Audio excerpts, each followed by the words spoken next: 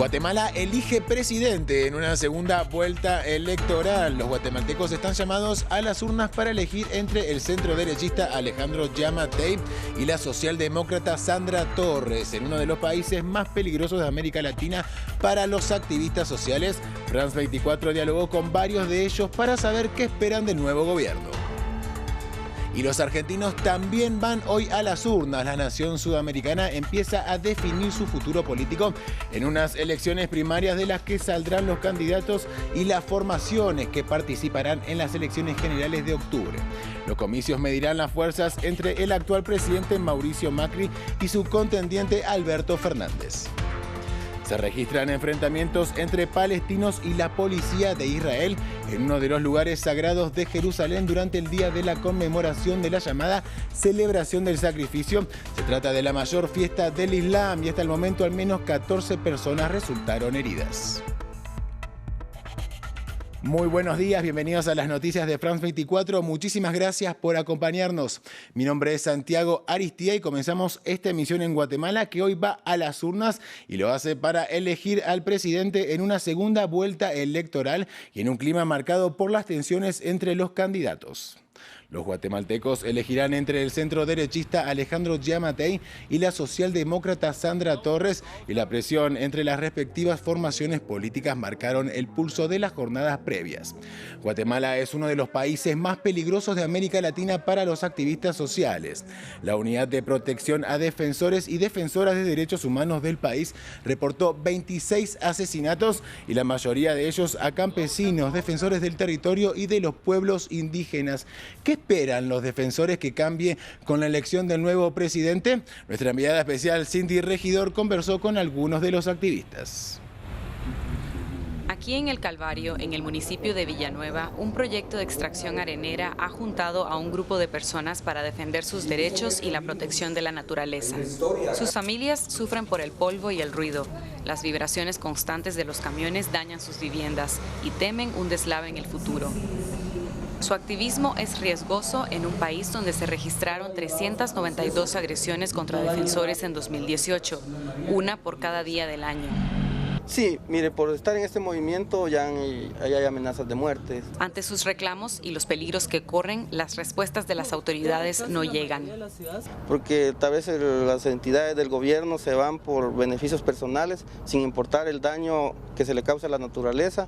Guatemala es un país mega biodiverso y el tema de los recursos naturales es una constante disputa. Los asesinatos y la criminalización son el mayor problema.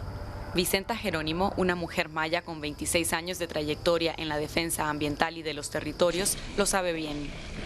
El año pasado asesinaron a su compañero de lucha y ella ha recibido amenazas de muerte. Fue además procesada por incitación a la población a delinquir, aunque luego fue absuelta. Ahora que el pueblo me ha elegido para representarlos en el Congreso, tenemos nuestros planes, ¿verdad? Que vamos a presionar también para que también los defensores tengan una seguridad de la vida. Con la elección de un nuevo presidente, la expectativa sobre si la situación de los defensores podría mejorar es inexistente. El pueblo ahorita no tiene esperanza, el pueblo lo que sí tiene en la cabeza es seguir preparando en los derechos y seguir luchando. Lo que les queda, aseguran, es seguir trabajando como hasta hoy, con determinación y por cuenta propia. Y no solo los guatemaltecos van hoy a las urnas, millones de argentinos también comienzan a decidir su futuro.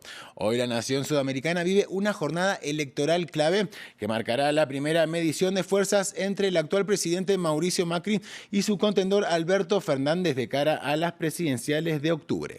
Las primarias abiertas, simultáneas y obligatorias, las PASO, de las que saldrán los candidatos y las formaciones que competirán en las elecciones generales del 27 de octubre, servirán como una suerte de ensayo y de termómetro. Dos proyectos y modelos de país antagónicos se enfrentan en estas elecciones que serán claves para definir el futuro político de la nación, sumergida en una fuerte recesión económica. Y enlazamos ahora mismo con Natalio Cosoy, corresponsal de France 24 en Argentina.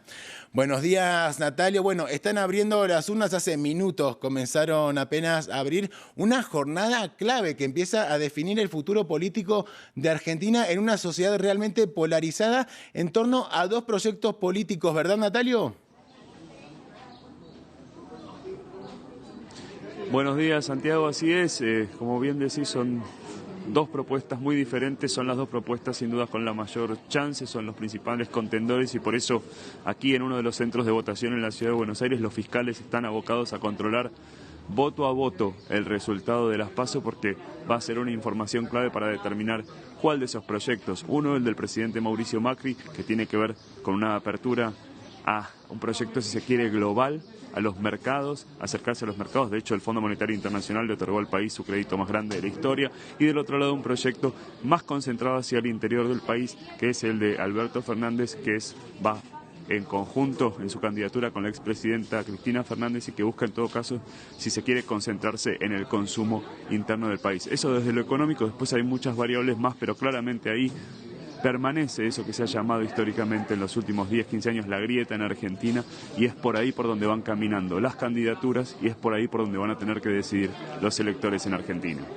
Natalio, decíamos previamente que estos comicios serían como una suerte de presidenciales anticipadas de cierta manera, ¿verdad? Nos dejarán una imagen de la medición de fuerzas entre Macri y Fernández.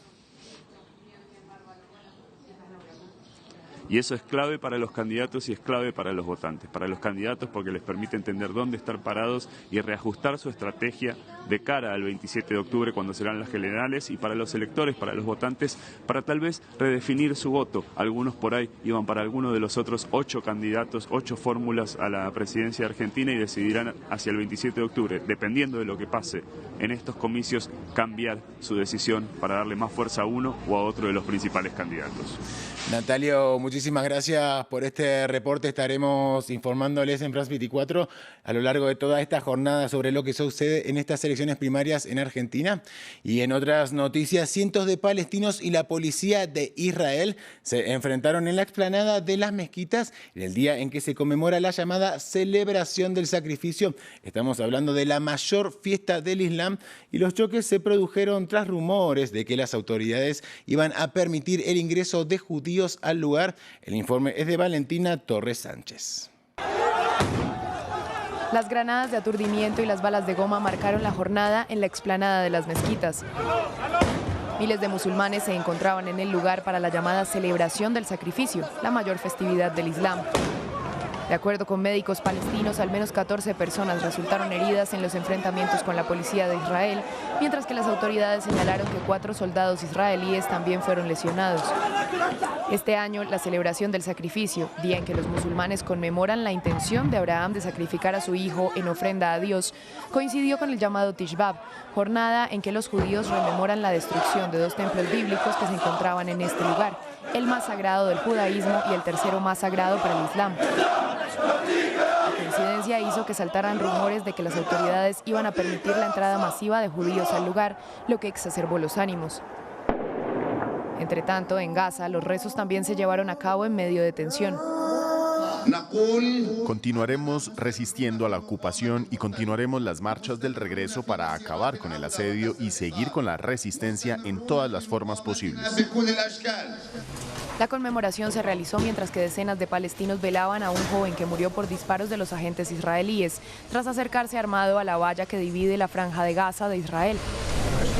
Se trata del segundo hecho de este tipo ocurrido durante el fin de semana, luego de que durante la madrugada del sábado fueran abatidos 4 milicianos de Hamás que intentaron cruzar la valla armados con fusiles, lanzagranadas y granadas. Vamos a Oriente Medio porque aumenta la tensión en la ciudad de Adén, en Yemen, y ya son decenas los muertos en enfrentamientos entre los separatistas y el gobierno yemení desde que se recrudeció el conflicto el pasado 8 de agosto, y esto según cifras de Naciones Unidas.